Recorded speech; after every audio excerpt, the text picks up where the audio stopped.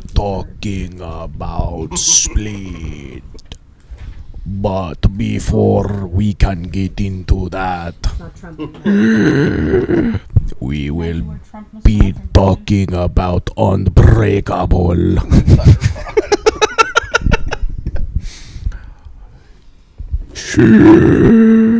She's eating the dogs. She's eating the cats. No. Sequel, the podcast. Join us on this ride. Fun discussions every week with insights far and wide.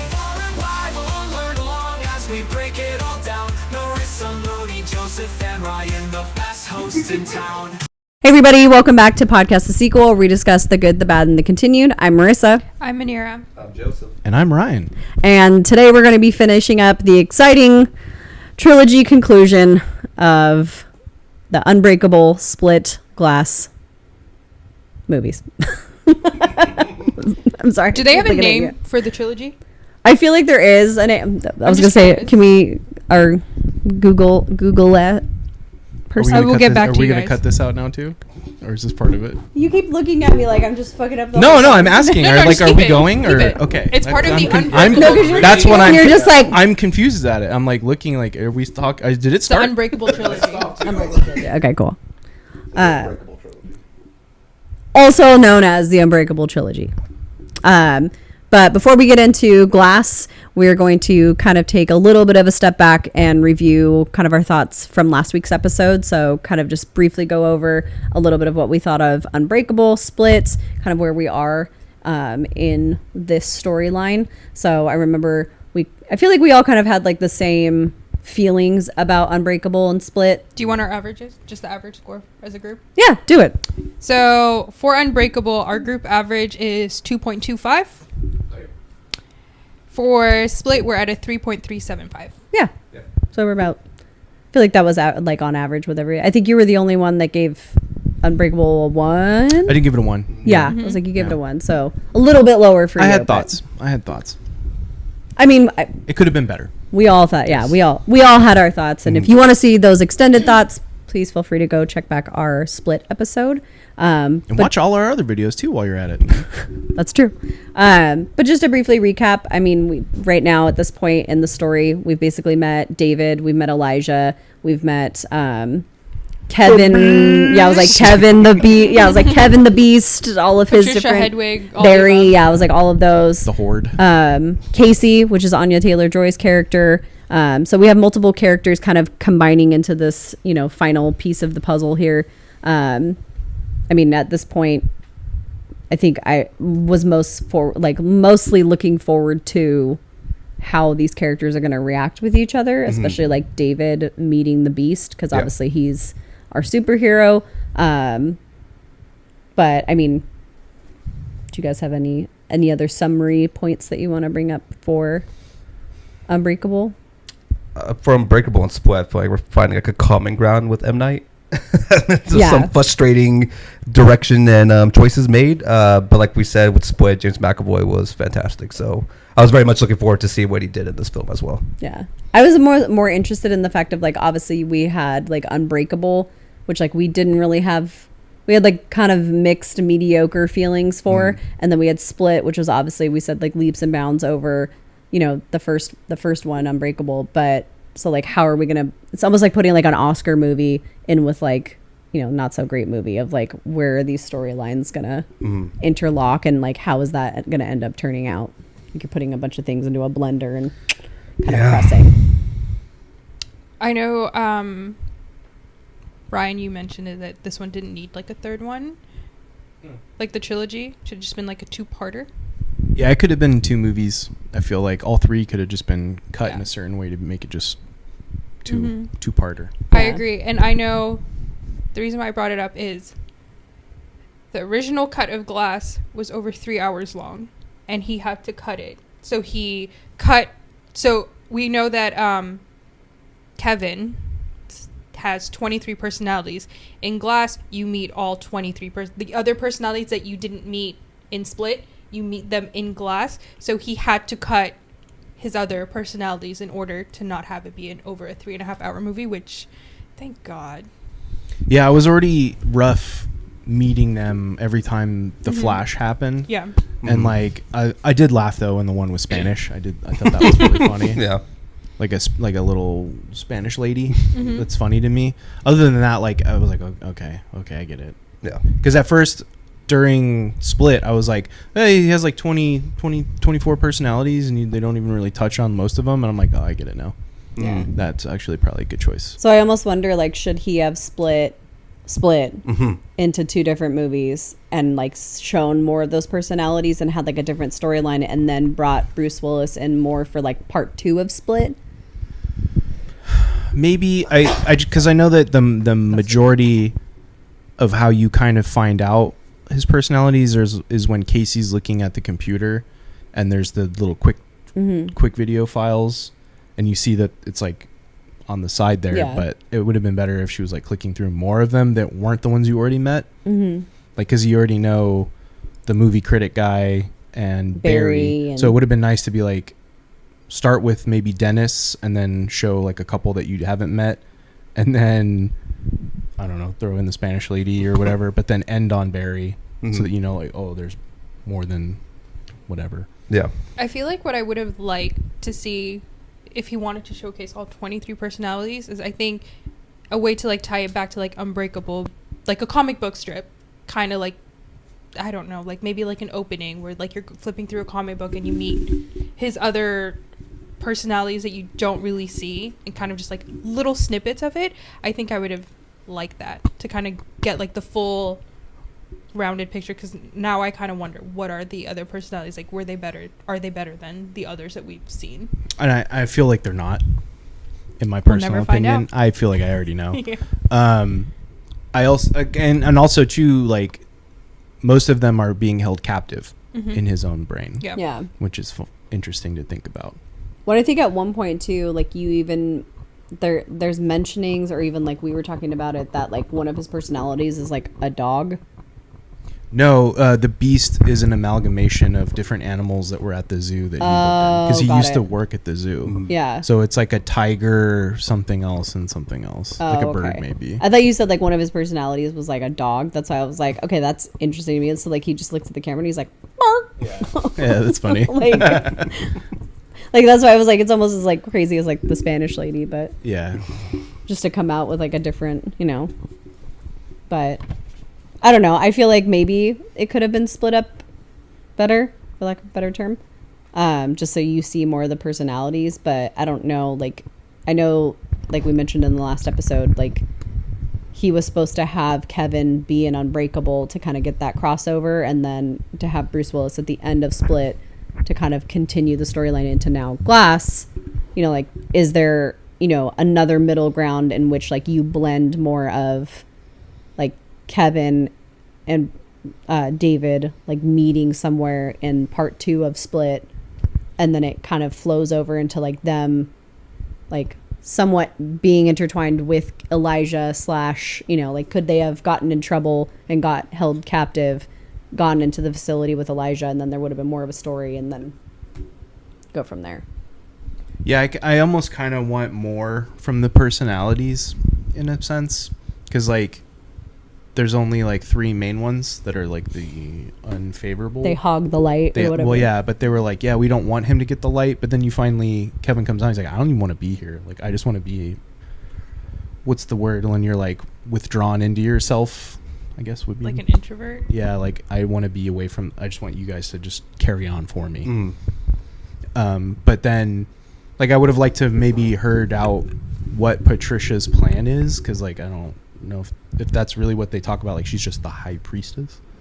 I mean, I feel like they give us like bits of it in Split, where like this plan of like bringing the Beast out, and then like the Beast is supposed to be just like this supernatural being that's like gonna somewhat take over the world and like rid the world of like the like pure impure kind of people, and then I guess like, but then I wonder, like, sure, that's the plan, but then what's the plan after that?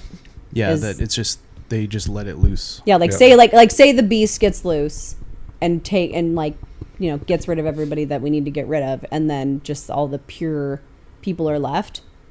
Does the beast just subside? Does the beast overrule? Yeah. Does the beast...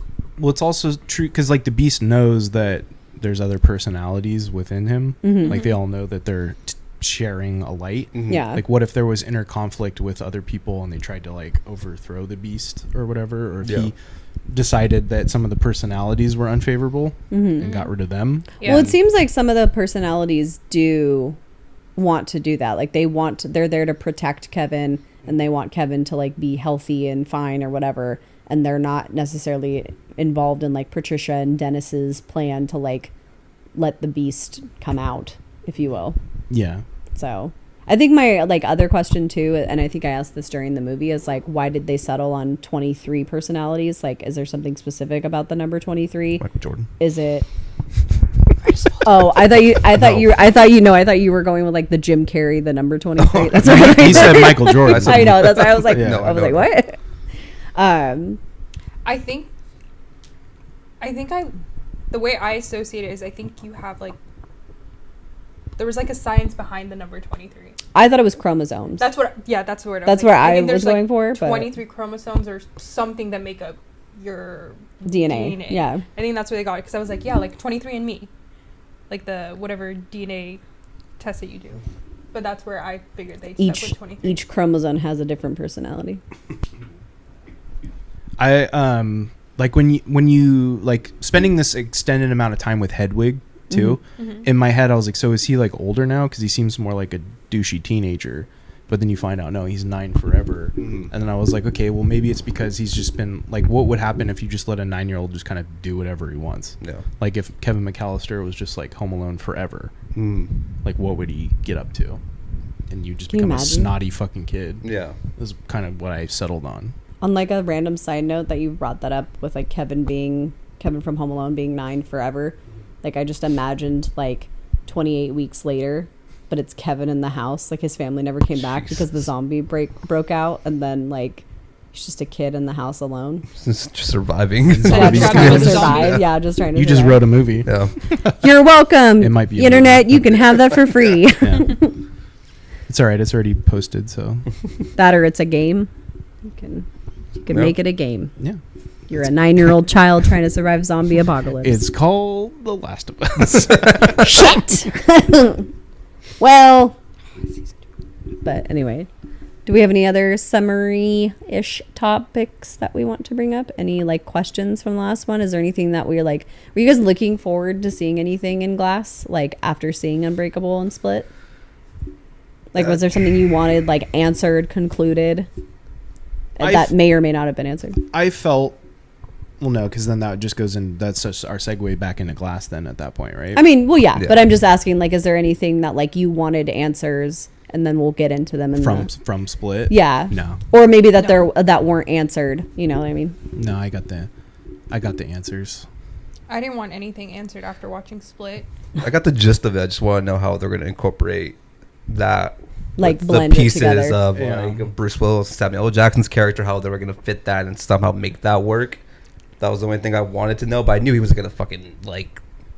I knew he was going to complicate it more than he needed to. So it was like there was intrigue, because I'm like, I wonder if somebody else wrote it, how they would handle that situation. Because I kind of wish he did hand it off to somebody else for the third one. Like he does the first two, somebody else comes in, is like, okay, here's the points that you have to go by.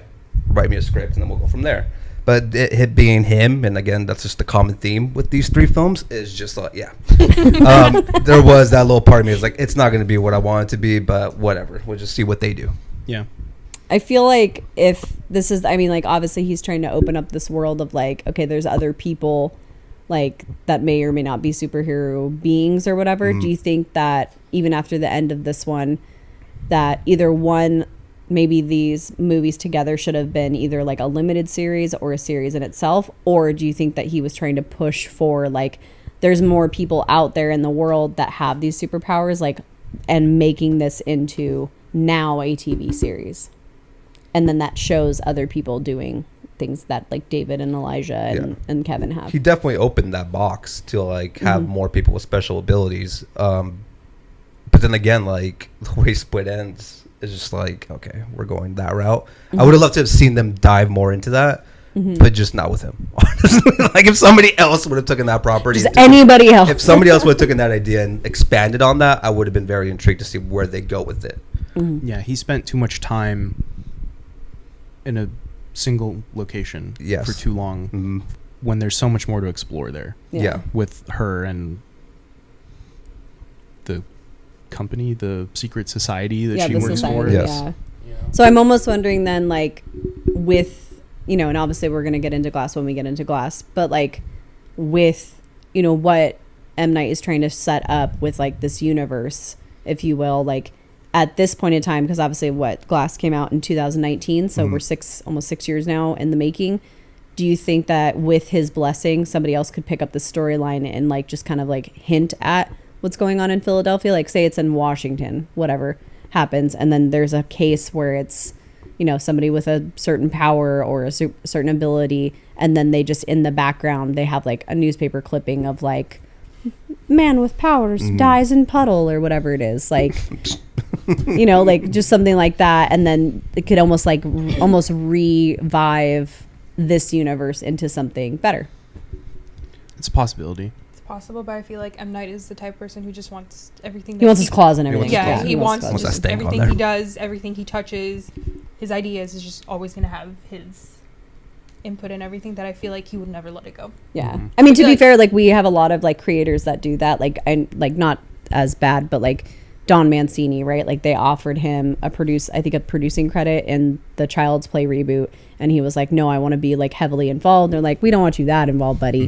And then he's like, well, then I don't give you any like permissions, essentially. Yeah. So I feel like that's kind of like where M. Night is, but I just almost feel like if he was willing to just take almost like the Tim Burton's Nightmare Before Christmas, it would be like an M. Night Shyamalan's universe or whatever that he's created. And then in the trailer, they would say like, from the mind of M. Night Shyamalan or something like that. And then people would be like, oh, from the mind, but not done by him. Well, let's see where this goes. Yeah. And then it could showcase other people that are up and coming, and it would have been good for everybody. Yeah. And I think that would be great too, because if it was done by somebody else, produced, directed or whatever, and then you ended it almost the same way as Split, where it's like, oh shit, like it's connected to his universe. That's cool. Yes. But it's done in a way that like now everybody's fine with. Well, it's like that one show, Castle Rock, something like that. It was on Hulu or something. Was that the one with the Nazi? No, that was Man in the High Tower. Oh, that's what I'm thinking. It was a Stephen King universe show. So like they like touch upon other references and things, and they talk about like Shawshank. I think of what it was. Like they send someone for Shawshank. Castle Rock. Yeah. Okay. Now I know where you're at. No. Yeah. I couldn't think of it. I'm sorry. I was like, is that what I said or no? Okay. I was like trying to imagine like what it was, because I didn't really watch. I watched like I think like an episode or two. I saw maybe 10 minutes of that, and I was like, oh, that's interesting. Yeah. To the next thing. I caught like a little bit of it because I think there was somebody in it that I was like, oh, I like her, him, somebody. Yeah. Something like that. And then I just couldn't, it didn't hook me for some reason. But yeah. No, yeah, I think if he would have went that direction, I think I would have been cool with that. I think kind of like the James Wan route, where he has like an idea, but then he'll also branch out and give it to like his little proteges that he brings up. Yeah, that's a great way. Like his name is obviously still attached because like from it's the creator James, of the mind. Yeah, James Wan, produced by from his vision, whatever. The name is still attached to it, but they're not the ones that actually put the writing touch, the producer credit, stuff like that. That's fine. I think it would have actually probably made a better movie, and they probably could have expanded on it. Yeah, they could have expanded on that idea. It didn't have to just be in Philadelphia. You could have, like you said, I feel like they pigeonholed themselves into one specific thing, and then they're just one county. Yeah, and it's just like you could have done so much more. Like, yeah, you do run into the trope of like it's kind of like X-Men, where now there's done a bunch of different heroes everywhere, but it would have been grounded. And I think that hasn't been really looked at in like comic book movies, like a giant universe that's just grounded and very like seriously toned down, not like super CGI'd at all. I think that would have been an interesting take on that genre. I feel like The Boys kind of touches base on that. Like I know that they like kind of open this like universe of like they're everywhere. They have conventions. They have like, they have Vought and everything, which is like this big organization kind of thing. So I feel like that's where it's like almost a good segue of like, you had these movies that kind of set up this idea that there are super beings that aren't like, in a cape running around jumping off buildings, but you have these people with abilities that are of greater than normal mankind. And then, like releasing it into a series like The Boys, where like you follow somebody and then they travel somewhere else and find that there's other people, and, you know, kind of making it a bigger and expanding that universe and making it an actual superhero universe like we've gotten with like Marvel, DC. Yes. Well, like I've never seen it, but is that kind of like what Agents of S.H.I.E.L.D. is like? Yeah, Agents of S.H.I.E.L.D. is like the people behind the scenes are kind of monitoring what the superheroes are doing across the globe. Yeah. Yeah. So it's like the more grounded. They're just kind of in that world with them. Yeah, because that one's about like, what is it? The characters. It was like the ones that show up in the movies.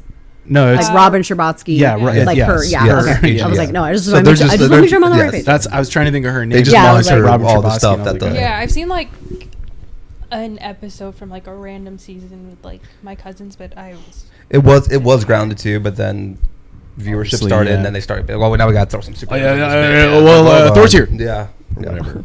This is getting a little boring. Where are the superheroes? Yeah, but to me, that's to a lot of people, because I've heard other people talk about it, that is something that people would want to see. Yeah, but you just got to be like, it's not for everybody. Mm-mm.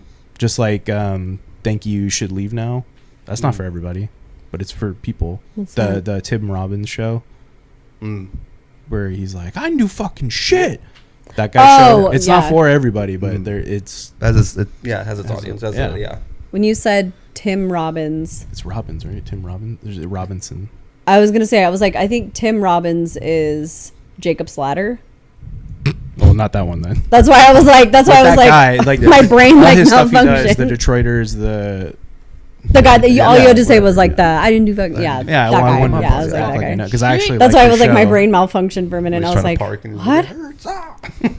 Don't you know how to drive? No, I don't. What? Just like a 40-year-old man. Face. Yeah, he's not even mad anymore. Just concerned. How did you make it? So with that being said, we're at this point where do we expect Glass to be better? With all things said, probably not. Going into it, I was very hesitant to watch it. But yeah. I mean, I was kind of just like, all right, it's the last one that we know of, so like I kind of just need to finish it just to see where this goes. Plus, like if like Anya Taylor-Joy's character is coming back somehow into the fold, like obviously, like I know that the kid from like from Unbreakable, from that one, is coming back as well as like an older kid. I got notes for that too. Oh, you do? Oh, okay. But yeah, like I just, like I always appreciate, like, especially when like these movies that are sequels come back years later, like when the original cast can come back, like obviously, deaths and things happen, which is different, but like when they can actually do it and they want to, and they're, attached to the project, great. That's so cool. So for me, like, because of those factors, I wanted to see Glass. I didn't have the highest of hopes, but I was slightly hopeful because of how Split made me feel, and I was like, okay, well, maybe he's like on the up and up. He like learned his lesson. He found a stride. Yeah, he found a stride. It's working. He's got James McAvoy, who's still great. Like I still think that he's great. So, but I don't know. I was slightly hopeful, but I feel like this one kind of like is a good, like how we're doing our averages with our scores. I feel like this one's a very much like an average of, like, you had Unbreakable, which was kind of like meep, meep. And you had Split, which was like, okay, here we go. And then it's just, now we're kind of like, okay, here. Yeah. Like slightly, like for me, it was very like, even when we were watching, I was like, even though this is the most recent film, I feel like very forgettable. Like I know what happens, but like, I don't have like these memorable scenes of like, oh yeah, like this is the part where this happens. Like in Split, I was like, oh, this is where like he's doing like all, like he's doing this, and then we meet this person, and then like he kidnaps the girls, and then like the Beast is finally here and he involves in the train, and like even Unbreakable, like the scene with like the water where he like goes into the pool, and you're like, oh shit, like that's how real people died. Like besides the fact that he can't do the water, but. No, yeah, but yeah, like in Unbreakable, when he fell on that tarp, I just looked at her like, yeah, like real people die that way. Yeah, I was like, oh shit. Yeah, that was one of the good scenes from. Yeah, so that's why I was like, okay, like how But now, I feel like Unbreakable really drags down Glass for sure, because it's like now you put that stank on the one On that this was stank. good, and Yeah. then you're like, okay, now it's dropped it a little Yes. bit. It's cheapened it somehow, Yeah. I agree. and I feel like it was a cop out. I feel like this whole movie is just kind of Mediocre. yeah, it just happens. So with that said, I was gonna say now we can finally open the official door to talking about Glass. I know we kind of touched on like a few little pieces of it throughout this conversation, but I was gonna say, do we have numbers for Glass? Budget was 20 million. Box office ended up being 247 million. The cinema score, B. So yeah, average. I would be a lot lower. Too high. Yeah, I agree with you on that. I think it's too high, but I little feel like slightly it's high. not like A plus. I'm more where it's at with like Unbreakable, where it was like a C. I think it was a C plus. Yeah. Yeah, Because you it's still not get as like Yes. bad. McAvoy, you Yes. still It's get not as good. It's averaged out.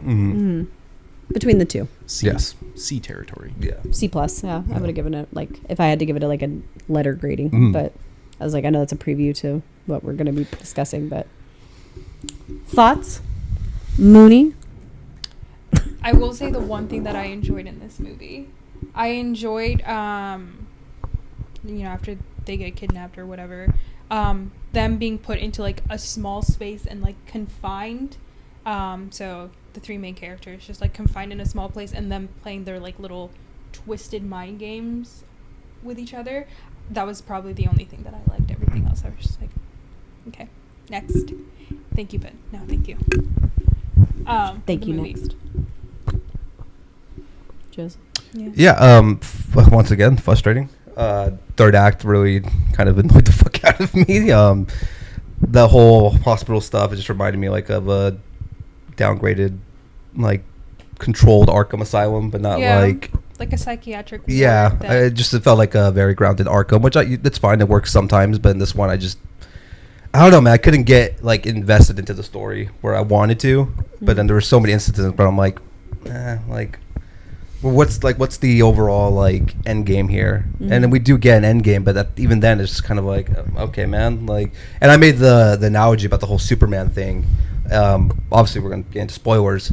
How Elijah pretty much created the Beast because of what happened on the train. To me, and then David being like Superman, I'm like, well, then that's as Bizarro as the Beast. And that's how they let them clash. And he's like Luthor as the puppeteer, but not really because of all the other aspects that they added to the film. So, a very frustrated feeling towards the end. Like, I did not feel great. Split, did feel great. Did like it because McAvoy was great. And he is still good. He's probably, to me, the highlight of this film still. Yeah. Like, because of his inclusion, it's why I was able to get through it. And I was just like, yeah, James is still killing it. I have nothing really bad to say about him. He was still awesome. I still loved what he brought to the table. But other than that, yeah, it's just... Yeah, when we get to that third act, like I remember we like had to pause it for something because we were like, oh, we got to go get something real quick and then come back. And I saw that I was like, there's only 40 minutes left, and I was like, looking in the background, I was like, that tower is all the way back there. I was like, we're never fucking getting there. I was like, yeah, I know. I spoiled it for you with that. Well, I already knew because I was like, it's just. I was like, they keep showing it. And I was like, it's so far away. They're never gonna get there in time. because they couldn't put Bruce in another tower. I mean, yeah. There's that the Yakatomi Tower, or whatever plaza. Going back to the beginning though, I thought it was funny because like, yeah, what would the kid be? The kid's just the guy in the chair for Bruce Willis's character. Like that's his thing. Like I'm just the guy in the chair. You know what I'm talking about? The kid's just the guy in the chair. His son, Yeah. Bruce Willis's son, is just the guy in the chair. Do you remember Spider-Man? The Asian kid? He's Spider-Man's guy in the chair. You know what I'm talking about? Yes, it's like his offer. It's like one I'm sorry. yes, Well, I You're don't. killing me right now. Yeah, It's like a big part of the first Yes. movie. Yeah. He's like, I'm the guy in the chair. The guy in the chair. Tobey Maguire Spider-Man? no. Tom Holland? He's the one that like Yeah. assist him. He's the one. He's like the one his who's eyes. like, other than I'm his- the guy yeah. in the. I'm Oh, looking the this shit Asian up. guy. Yes. Okay, that's where I went. That's where I went. I'm like I said Asian guy, right? Yes. the guy in the chair. Yes. No, I was just so focused on like the guy in the chair. I was like, That's what he calls himself, who's right? the Does that guy know what in he the No, that's says? what it chair? is, yeah. I know. I just. I phrase. It's a no, phrase I for the know. guy I that's- thought you meant like literally like who's the actor in the chair. That's And where I was like, going. I I was don't like- know. That's where my brain went through all Spider-Man movies. Like, I don't remember anyone was being like- I in was a like- chair. I got you. I know. I I'm was so like, sorry, are you Ryan. talking Thanks, Joseph. about? I was like, is there somebody in a wheelchair in the? I was like, where? Who? I was very confused. So yes, the son is the guy in the chair. Yes. Yes, yes. I understand. And the son is literally in a chair. I would have liked to see something better when he's in the comic shop, right? And he's looking for that thing that's like, what's going to help me solve this mystery, whatever, or try to get an insight on it. And he's because again, with this series, green are the good guys, purple are the bad guys. And he's looking through the hero section, and he can't find anything. And he was going to walk away. You see villains behind him, and he turns around. I wish they would have done maybe something with that. Like maybe the kid is like, maybe I'm not a superhero, maybe like I'm more gray, if that makes sense. Like I fall more on the purple side. Okay Because the way he frames it and shoots it, that's kind of how it sets it up. And he's like, no, I found the comic I was looking for. I was kind of looking at it as like as you're saying this, I'm like, okay, that makes sense. But then my brain went to like, okay, if they're gonna do that route and they're gonna go there, then like I almost have like Another movie. Well, yes, this is like we're writing a whole nother like cut to this movie. Better. But there needs to be another good guy then, and then in that case, would it be Anya Taylor-Joy's character? Because I'm going the Star Wars route of like for every Sith, there's a you know what I mean. Yeah, and then he ultimately ends up going in the route of each one has their own individual side person with the mom, the son, and Anya Taylor-Joy. And as much as like I can appreciate like the mom, like Elijah's mom as like a character, especially in the first one, because like it's an origin story and everything like that. I feel like she was so not needed in this movie. Like, I feel like having Anya Taylor-Joy come back, having the son there, like, they already have relationships to these people. And yes, obviously Elijah's mother has a relationship to him because it's the mom. But I feel like she didn't really bring anything this time around. Like, last time she kind of brought this, like, proposition of just kind of like, well, this is how my son thinks. And she kind of gave it, like, in a dumbed down, like, every average day person kind of perspective to other people. Whereas, like, Elijah is very withholding of information because he's like, this is how I'm teaking and, I'm twisting and turning and making it my evil plot. And, like, this is, I don't want anybody to know what I'm really doing kind of thing. I don't know. I feel like having her character there was kind of unnecessary, but I also get that, like, for each superhero you needed to have their like real life counter. She was just there to wear purple. Yeah. I think it's that, and I think the only way that I saw her kind of be somewhat important in the movie is for the very ending, someone significant to all three of them got a copy of the whatever surveillance footage or something, whatever it is, to release. So I think she was his connection to, then she's his tie to what was Casey to Kevin and his son to David, whatever. And that's it. That was like her only purpose in the movie to me. Yeah. Which takes the end of the film to get to the. So then at that point, then is she's okay with Elijah doing all this? That was gonna be my next thing. It was like, well, how does she feel about her son just being like a mass murderer? Like, oh, I better release this footage. Like she's like, yeah, he did all those things, justified. Like, what? Like, yeah, he had a hard life, but it doesn't mean he needs to kill all these people. You're telling me. I don't know. I did have a few things that I liked about this movie. I actually really enjoy. There's a couple in a lot of his movies. M. Night does these shots where he follows somebody and he's behind them and he's like following them when they're walking and going places. I actually enjoy those shots. I feel like that's one of his things that he does that's fairly well done. Like, I like the vision there. Yeah, that's a director trademark or a signature or something for someone else. I can't. Yeah, like I know, like Nolan does. I think he does like a similar. Nolan. I think it's Christopher Nolan. I think well, he doesn't necessarily do like a follow shot. It's more like the character is standing in like a field or whatever, and it's just their back, and it's always they're looking at whatever they're looking at. So we'll definitely talk about Nolan when we get there, for sure. It's no 100% now I'm thinking about it. Like, first scene of Dark Knight. That's why I was like, oh no, yeah, you're right. With the mask and then Batman. I was telling Ryan, I am not a huge video game person. I know the three of you are, especially somebody over here to my left. I feel like the dialogue in this movie is very much dialogue that you would get in like a story. It's called NPC dialogue. There you go. Yeah. And that is exactly who they are. I'm not a big. Yes. That's how I feel. Is like a lot of it is like explained very much in like a.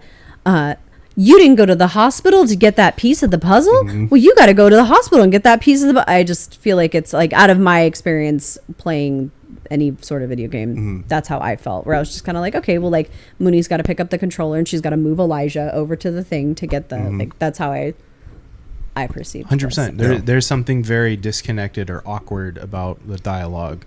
Yeah. I want to say in all his movies. Yeah. Oh, for sure. Yes. Yeah. That's Something- that just carries on through all 3 films. Now I'm just like, There's a monster in my room. Can I have a glass of water? yeah. Yeah. Because he's like, In one breath. Yeah, what would this child say? What would I say if I was this child? That's it. Yeah, I'm casting myself as a child. I'm the child. I am the child now. It's just him with like the little boots on his knees, just like scurrying Oh, around. he's just Gary Oldman in Tiptoes. Oh, God. You're welcome for finally allowing that to come up. Ah, man. What a movie. I liked that I know we talked about it a little bit in last episode, but I liked that M. Night, as much as it's so stupid and silly that he gave his side character cameo a story arc. I liked the continuity. I appreciate the continuity because I feel like he could have been a different person in every movie, and then you maybe could have like brought it up, but like I'll take it for how many movies don't give us continuity. I'll take it. Like, Yeah. sure. Commitment was there. He was Yeah. like, I'm finishing this guy's story one way or another. I don't care about to make He's got 3 of his these own fucking movie coming films. out. I'm getting in this one. I'm getting this somehow, some He's doing way. it. Something I'm ending that story for myself. Oh yeah, absolutely. Something I liked was that like with David and the son, like their bat cave is just the security place that they work in. I thought that was fun. Yeah. Like what would it be for just some random dude, just some store we own Yeah. Yeah. with a Storage computer? facility. That's it. Storage. Yeah. Crazy. I had a crazy. random thought at the beginning of this movie that I'm like, how did I not think of this in Unbreakable? Which was, how does David take showers? Just in pure fear, just screaming. Oh, wow. Yeah, because All right, I'm washed. she says something like, because again with the dialogue and shit, when the whatever she is, The therapist? Dr. whatever she Fletcher? is. Dr. Paulson? No, Dr. the Paulson. redhead chick. That's No. Sarah Paulson. Paulson. Yeah, not Sarah Paulson. I gave her her Dr. position. Ellie Yeah. Stable. Yeah, her when she's like talking to him and she's like, yeah, I saw a video and you were fighting and a fire hydrant exploded or something and the water, whatever, your weakness must be water. Like maybe it's just because he has to be like, it has to be overtaking him, the water. Maybe a shower isn't enough to like, Yeah. Just drowning. With just yeah, like, you just intake water too fast. Like, Well, yeah, because I maybe was homeboy's like, is that thirsty, the man. reason why he wears the raincoat? Is it to shield him, or is it that might be, or yeah. is it like his like this is my cape? I am a superhero. That's what I think it was at first. Yeah. And I think you might be like inferring too much on it that he never gave us that information no. because he should have Well, been come on, a better M. Night, direct- get with exactly. it. He should have been better about it. Yeah. And not let us have to be like, well, maybe. Complete the circle of So what's responsibility, happening? buddy. Don't worry, guys. My character arc's about to come to an Exactly. end. But that we fucking get. Yeah, that's I know I did a hit and run on that woman, but don't worry, guys. In this one, coming back around. We'll figure it out. is that together. his name in that one? Is he Yeah. the same He's the character in same all these dude. His movies? name's Jai. His name's Jai in Jai every single Paul. character. I'm glad you brought up Dr. Ellie, whatever Staple. her last name is. Yeah, I was like, whatever her name is. Played by Sarah Paulson. I don't know how many things that you guys have seen Sarah Paulson in. I feel like she plays the same character every single. That literally you just wrote, like you just said the entire thing of what I was. She's about to say. always a. It's the I same agree. thing. Yeah, it's the I've watched same her Netflix thing where she's like a nurse in like Oh, a psychiatric ward. That's from from One Flew Over Cuckoo's Nest. Yeah, it just very much reminded me of that. Like I feel like she's always some sort of like medical psychiatric. There's always something she's like always the same person. Yeah, there's always something like slightly like She's never good, never bad. She's more yeah. gray area. She's is like where always at. kind of like somewhat evil. She looks like a human doll. Yes. There's something oddly proportionate. She's got a longer face.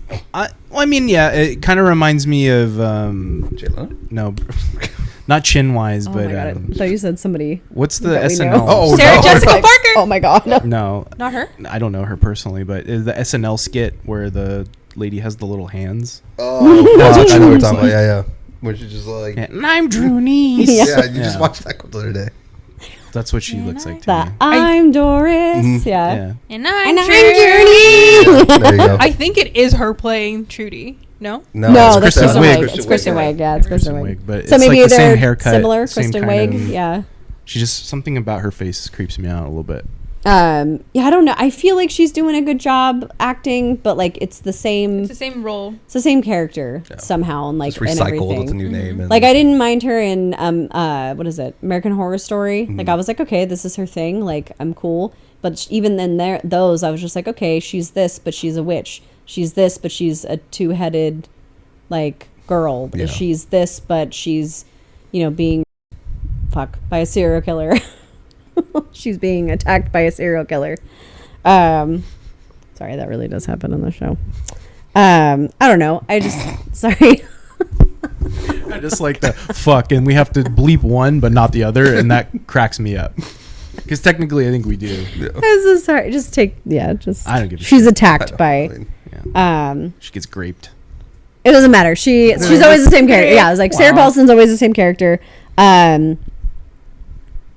I don't know. I mean, I feel like the only reason she was in this movie is because she was so popular in American Horror Story at this time, or all of those types of shows. So, like, fuck it, throw her in there.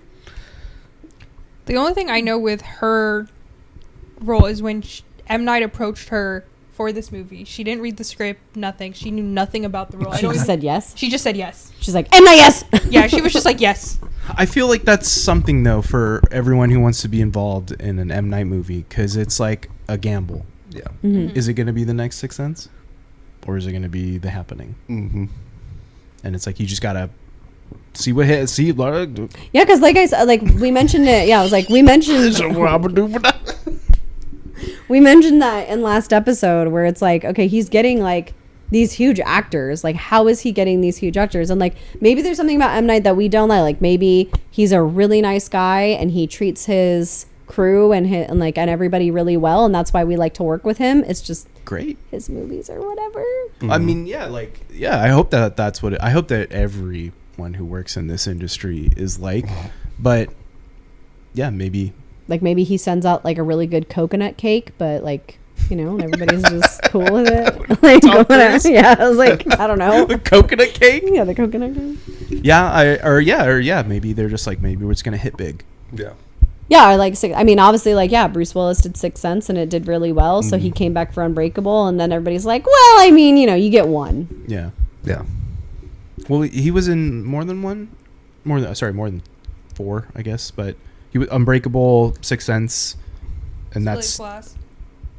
Oh, What? yeah, technically. Which one? Technically Split in Glass. no, yeah, that's what I mean. Like technically, yeah. that, this series and Sixth Sense. is Those the are- only ones that he's been in. Of As M. far Night's. as I know, I don't know any. Was he in off The top of Village? my head. No. No. I know. That's I know. You want to talk about The Village. No, I'm just saying, like, it'd be funny just to. Everyone's Yeah. real timely and like time period pieces, and then just fucking Bruce Willis is there, He's just being there. Bruce Willis and shit. The same way Split ends, It's just just- him walking into frame. It's It's just just those those movies. movies, Yeah, just yeah. those movies. I mean, it could be that he like. There's other people where they just work with the same people. They like working with them. Mm-hmm. Oh yeah, like They just- they all like Adam gel. Sandler-y type of stuff. Yeah, Flanagan or Yeah. Tarantino. I just want to say for the record on camera that Team Nikki. Team Nikki. Because Hedwig really liked Drake, or Nikki at one point, but now he loves. Minaj. Now he likes Drake. Nicki Minaj. I am Team Jimmy, but I'm not Team Drake. Yeah, when he said that Drake my main man now. Yeah. I was like Drake reference timely. And then I also did another like Jimmy Drake reference later where he's just like first name Mr. last name Glass, and I was like first name Walk-In, last name Never. Yeah. I was like good job. Like look at all these Drake references. Yeah. Proud of you guys.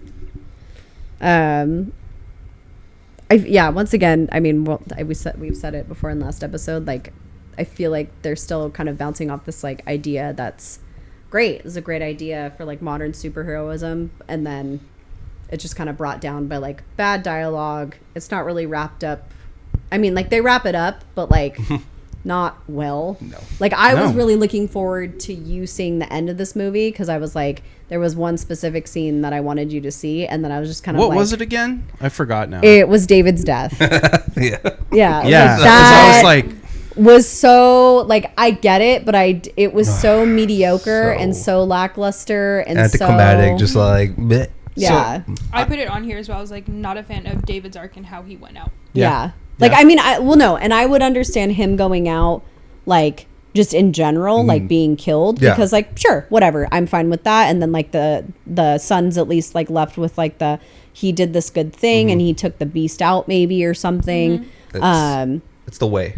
Yeah, it's just the way that he went out. Especially because I feel like they kind of throw in this, like, secret society of people trying to get rid of. And then it's not flushed out. So here again, we have, like, another, should they have made, like, Split into 2 movies, and Split 2 kind of expand on that. introduced, this whatever. And then in Glass, you had this lady come in who's trying to help, and then she's tied to that, like, that whole group from the part 2 or whatever. yeah, because it just that happening, just the whole ending, it just negates the whole entirety of the film. Yeah. Yep. Because they first of all, they're in this big ass Facility, whatever, that's populated by fucking no one, Mm-hmm. except for 2 cleaning ladies or And- 2 they're walking in the basement. Mm-hmm. Or is it shared with? They never explain that. Like, why Yeah. you need this big ass thing for 3 people? Well, they specifically say put them in the West Wing. So what's in the East Wing? Yeah. Exactly. So, yeah. Guess we'll find out in a few. And then you spend all this time being like, no, we're here to protect,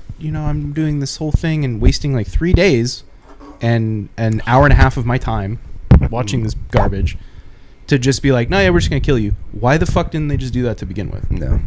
What is the whole point of them keeping them there then? Yeah. Like to learn from them, to try to switch them, to try to, like what's. I think Dissect Sarah them. Like, Paulson what probably was just like wanted what to was the bring game them plan? to make them believe that you are not a superhero. You are just So they regular, Didn't you average see the Joe. first one? He's unbreakable. But that's the whole thing. I think that was my her thing. joke. that was my joke that I said. I want that on the record. I heard Just kidding. I heard John Mulaney saying it in my head. I was like, he's unbreakable.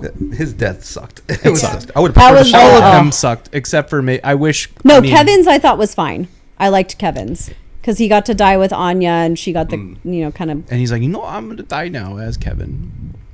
I like that you did the voice. I'm gonna die now. Yeah. I don't know. I wish Glasses was a little bit better, Yeah. but I did like that it was just like a fucking break your whole chest. Yeah. I did laugh and just rolling back. Oh, this I feel like Samuel he- Jackson noise. But I feel like That shit made me laugh. I feel like because he's killed multiple people this way. Kevin has squeezed people to death and broken them. For how sensitive Glass is, he really lived out and was like, well, hang on, I gotta talk to my mom for a little bit, and I gotta say Mama. these last things, and I gotta do this, and then I'm gonna talk more, and then we're gonna, and I'm like, this is still going. He's fragile. Get rid of him. What's going on? Yeah, So I don't Breaks know. easily, but it's like, wait. That's what I'm saying. it would have been cool. M. Night hasn't finished the storyline yet. Hold on. It has to be PG-13. Yeah. I do and I told this to Ryan. I was like, I wrote it down and then I showed him. I was like, I can't hold this in. But I really love the dynamic of Mr. Glass and Hedwig. And I was like, I kind of need a short buddy comedy, 10-minute Disney Plus. Because it was very Pinky in the Brain for me. Of just kind of Hedwig's just what are we gonna do today, Mr. Glass? And he's like, the same thing we do every day, Hedwig. We're gonna Blow up a whole building and kill 1,000 people. kill people. Because I feel like had they lived, they would have maybe led a very much this is what we're doing, and he's just dancing around, putting the bombs together and whatever he's doing. I don't know. Oh, Mr. Glass, etc. I got you, Mr. Glass. It's just great. Is it? Do you guys know anything about the weather in Philadelphia? It's cold in the winter. That's about it. It's But that's it. it's very similar to exactly what you're thinking of. It's an East Coast, Yeah. northern Eastern. New York. Yeah. Is Well, the reason Yeah. I asked is because I had fucking raining. I had 90% 3 of the questions, and I was like, "Why is it always raining?" I was like, "Is this Seattle? Like, what is happening?" No, in my head, it's like they live in the same city that Seven takes place.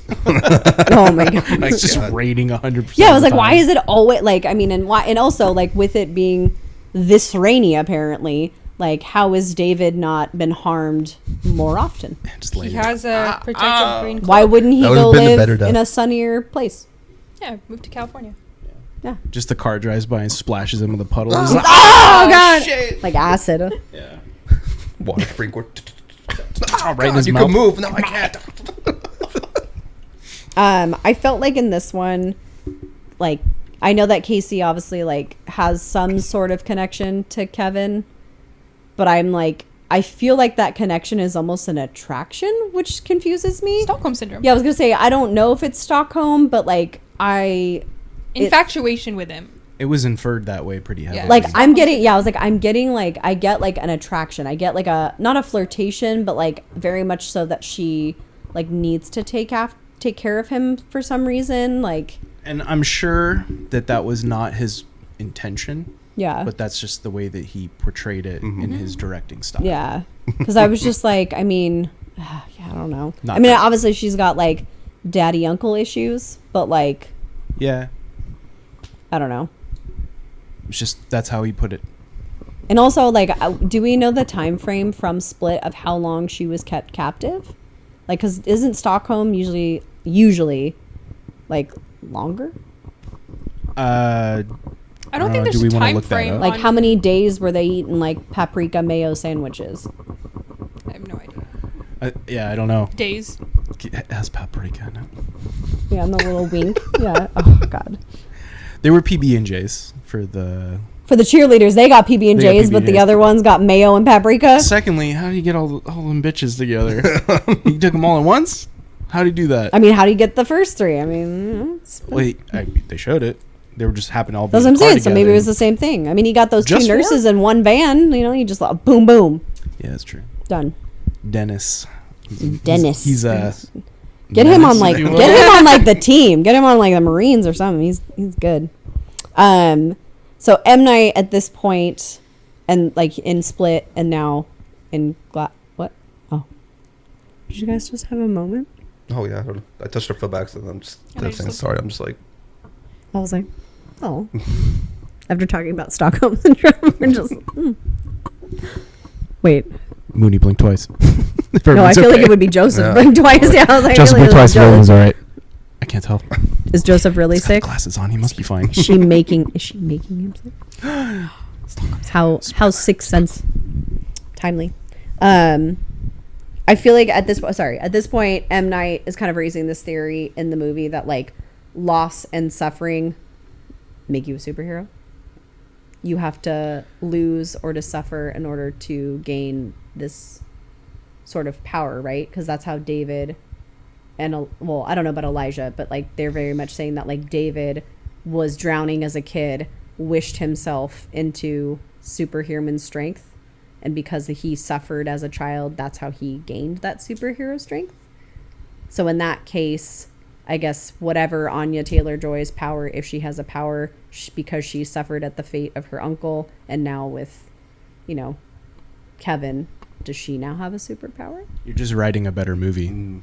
You're doing it again. Sorry. No, I'm just saying.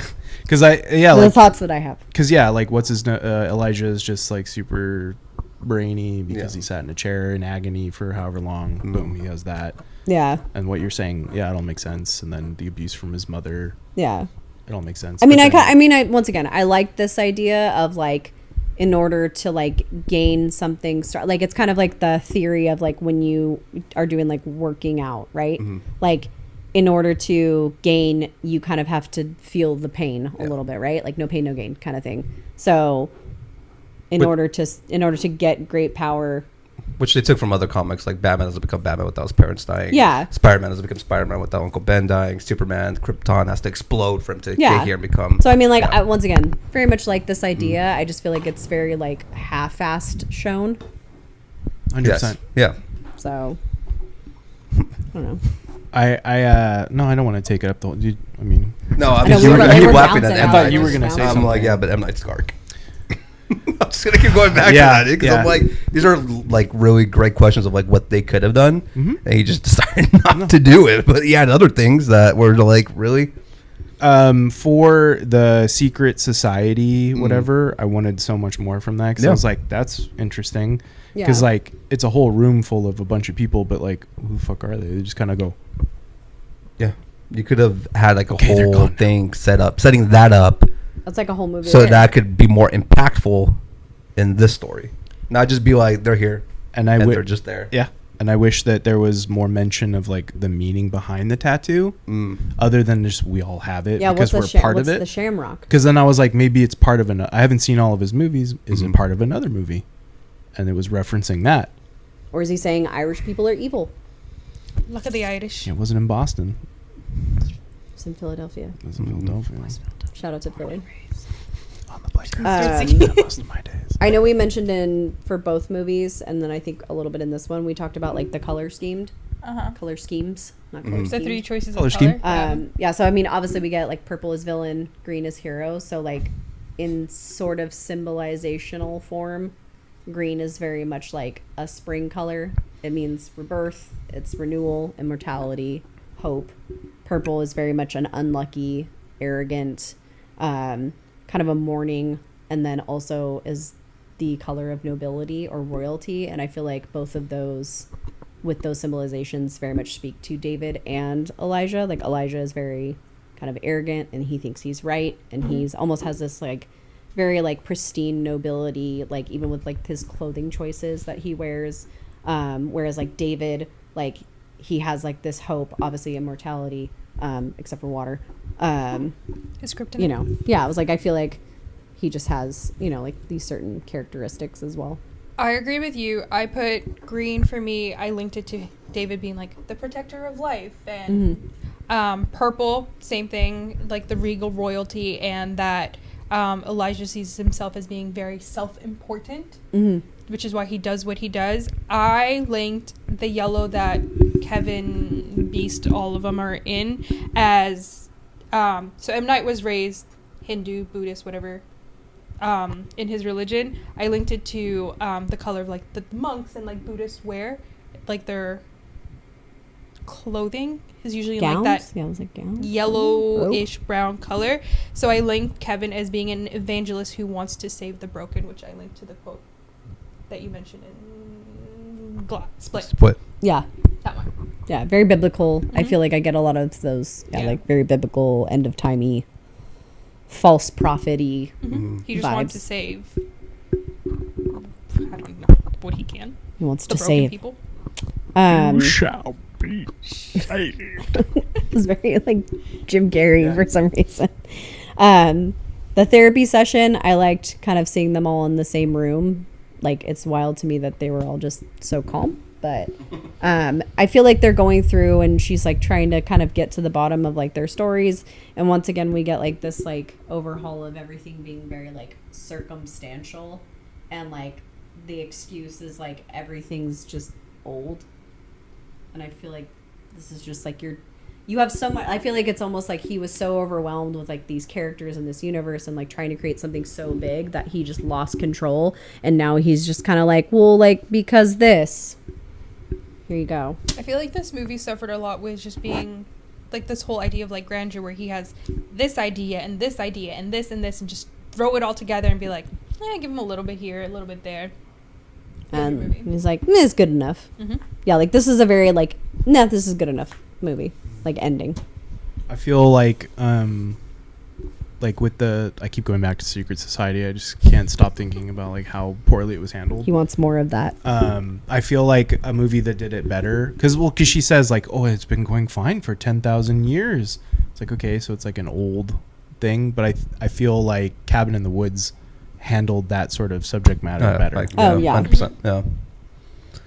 Well, because they showed you like more. They did what? They showed you. Yes. They didn't put it in a fucking text bubble at the end of a fucking movie. Yeah. I don't need to read So it. mad. That pissed me off a lot. It's like a cheap cop out. Just being like, let me wrap it up. Here's some words. Good enough. Buy credits. Like, no, dude. Like, just show it. Don't care if it's on your budget. Figure it out. Like, you're adding other dumb shit to it. Might as well actually make the story like make sense. Yeah. I also feel like just from like an everyday person point of view, like if you were just hearing, like if you're just like, you're at a comic book store, you're at a bar, you're at a restaurant or whatever, and you overhear Elijah's character talking about the things that he's talking about, like how is he not already in some sort of asylum? Like, especially like that scene in Unbreakable where the guy's trying to buy the painting and he's like, no, 4-year-old, like get out, like, and he basically like throws him out on the, like, never sold a fucking painting in his life. Like, just, I know, the like, rent just alone like on that place. Like, as much as like maybe some of the things he's saying might be fine and like understandable, like he's fucking batshit. How is the mom like okay with the son being like this? Unless she's part of it, but at that point, like, you know, you're just writing a better movie now. I know. Yeah. Sorry. It would have been a lot better if she was like, yeah, well, no, we'll send it out to everybody so that I can find the next superhero, whatever. So what did we think? Mostly you, because I know you're new to this whole universe trilogy, but like the ending for the whole thing. It was dumb. It was dumb. I was very in because I was like, okay, it's commendable to make your own like universe of like, I want to make like a superhero universe that doesn't have to do with Marvel or DC. I'm just gonna do my own thing. I respect it. Do your own thing. It's great. But the way you handle it and the way you want to tell an origin story or subsequent sequel, it wasn't very good. Yeah. One was very good. That being Split, very good movie. But yeah, something about it is just, it's off. Yeah. Is the dialogue. I feel like dialogue's a big issue with these movies. Yeah, dialogue and pacing. Pacing for them is very...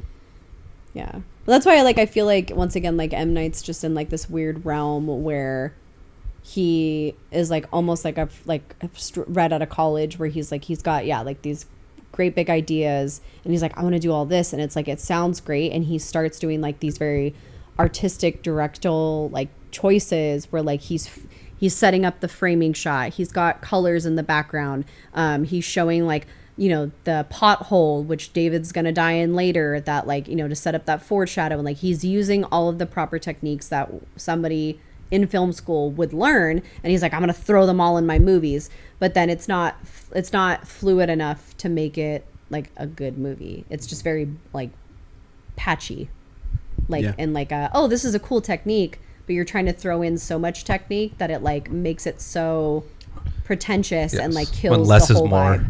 Yeah. Or like just pick one or two, and then that's fine. Like I love foreshadowing in a movie where you're just like, oh fuck, like the like in that thing that happened in the first like act. the Ocean's movie where they show the little pine tree, and like I love that. I think that that's super cool. It's like something so small, they focus on it, but the way that they do is they're like, it's inside the car, and then you focus on the tree, and then you go past it into the scene of what they're doing. It's something so quick that like you can see, but like it's very much a piece of the story later.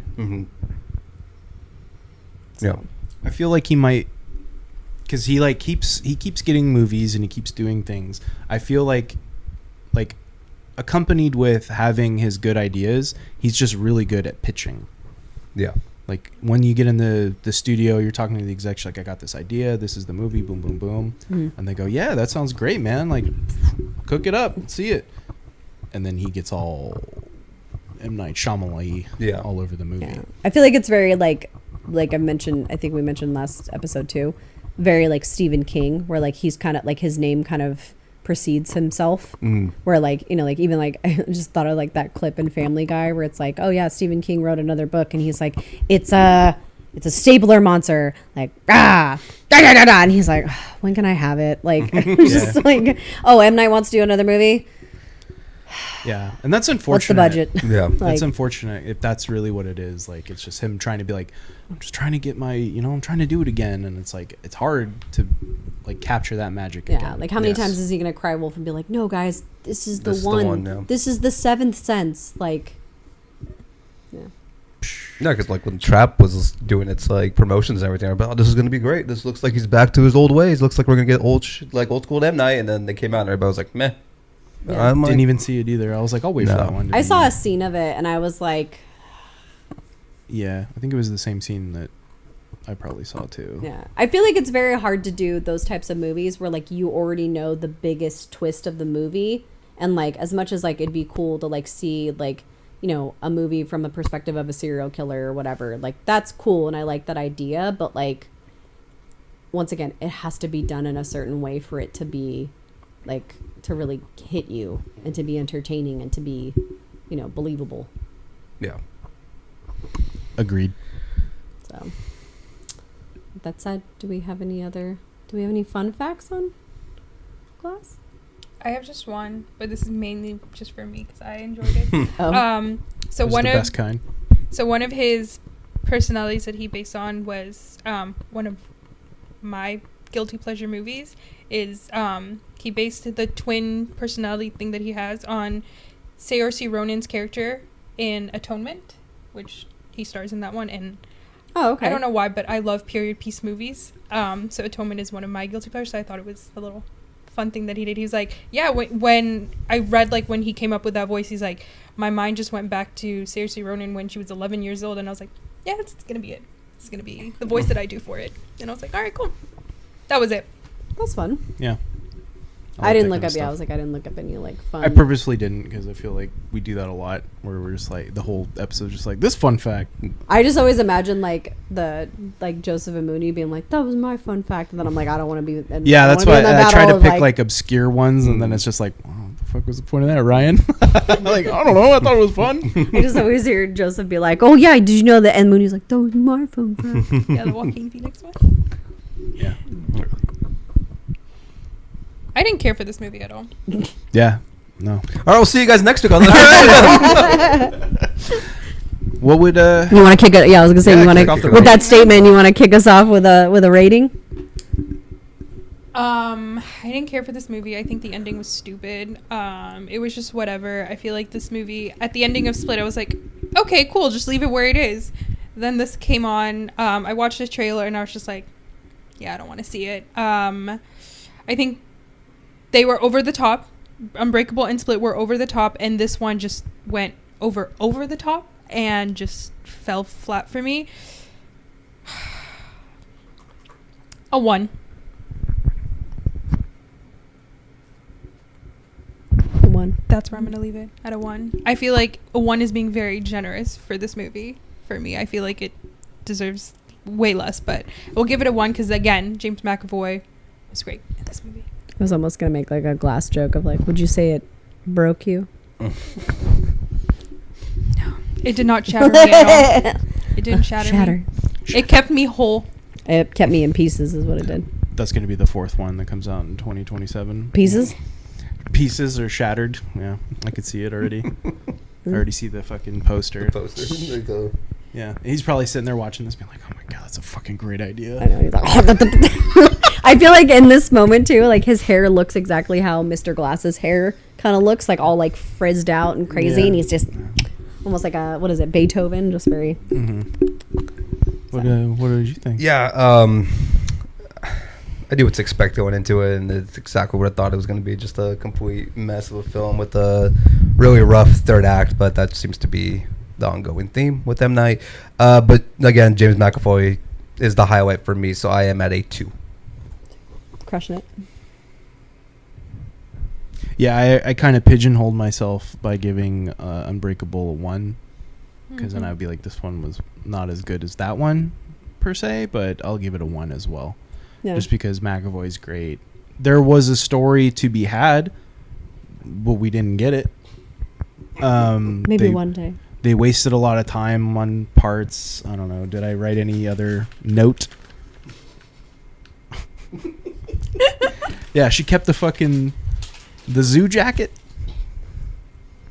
Casey, she shows up and she has the fucking Where Philadelphia did she Zoo get jacket. the zoo jacket? Did I Kevin think it's give when it to she's. her? I think it's when she's leaving and like the guy puts maybe He a just wraps jacket a over jacket her. around her? Like when he's like, yeah, when you find out in Split that it was taking place in a fucking zoo the whole time. Yeah. Which also the psychiatrist just shows up to. Zoo?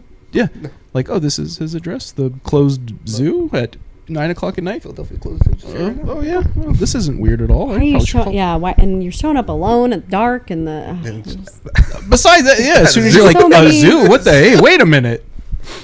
This sounds like very much like just like hey, did you guys hear that noise? You want to go check it out in the old abandoned factory that closed down 20? Like, Yeah, I'm already I'm already I'm gone. good. I'm already gone. already left, bro. Yeah, I'm already gone. Not Yeah. checking it out. Not doing it. I'm good. No, Yeah, somebody's on the floor. I'm gonna call somebody. Coffee shop? You want to meet? No, the zoo. no. What No, time? this is- 9? Yeah. Is it open? Well, this is No. this is Barry's address. Yeah, I don't know. 1. I'm around the realm of that same part. I mean, like, yeah. I mean, I'm just kind of we're going back and forth of it's James McAvoy all the way kind of thing.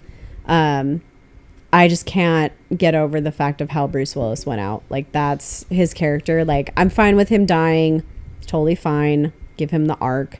But there was no arc. He just died. Which one could argue that, like, sometimes there is no arc, right? Like, sometimes people just die out. It is what it is, which is upsetting. But, like, you know, I feel like he set this, like, so much up in Unbreakable. Like, David had his own movie. And I feel like they're like we started up this train and then he was kind of like there in Split and then Glass was supposed to be the big finale. And like as much as like you took out Elijah, like you took out the Beast. So like you're good there. Like, you know, that's how he went out from some secret society that's still a secret. You know, like the only thing that would have made it worse is that they didn't just purposely drown him. He just landed in a puddle and just like nobody helped him. Like he just landed in the puddle and he's like, somebody help me, and he just drowns on his own. Like that would have been the only thing that would have been worse. Yeah, that would have been a step above.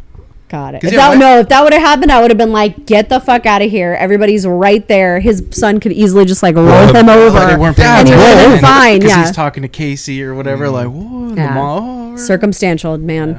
So I'm at a 1.5 with this one. I don't know. It's also forgettable. Like I don't remember too much. I remember more of like the color pops, and then like I remember the posters for this one a Yeah. lot because they were everywhere.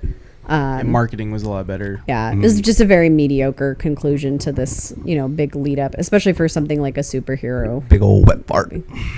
Oh, sad. But it is what it is. You made something, it's commendable, but then it goes through editing, it goes through rewrites, it goes through everything, and this is what they said, put it out. Yes, Yeah. that's Well, that in test screening too. Like you didn't tell. Like it's going to go through test screening. People are going to be like, "We didn't. Oh, you killed David off that way." and maybe it was written. It's not me, it's the audience. They don't understand. Yeah, who knows? They don't understand my vision. Or he's like, I don't do test screenings anymore. My shit's the way it's gonna Test be. screen. They're only asking, how'd you think about my character's end? What about All the questions are like, so what did you feel? How did you feel about M. Night Shyamalan's character? Do you think it was too little, or does he need more? How More much of it more all. would you say he needs? Or J-Hope. But with that said, we have come to the mediocre conclusion of the Unbreakable trilogy. Thank you so much for joining us. And please remember to like and subscribe. Let us know your thoughts. If you think there should be more to this trilogy, Please no. I don't know, make it more a series. But thanks for joining us for M. Night, our M. Night block. And we'll see y'all next time. Bye. Bye. Bye, everybody. Thanks for listening. Until next time, the podcast, a show so sublime. Marissa, Mooney, Joseph, and Ryan signing off with glee. Join us next episode for more sequel revelry.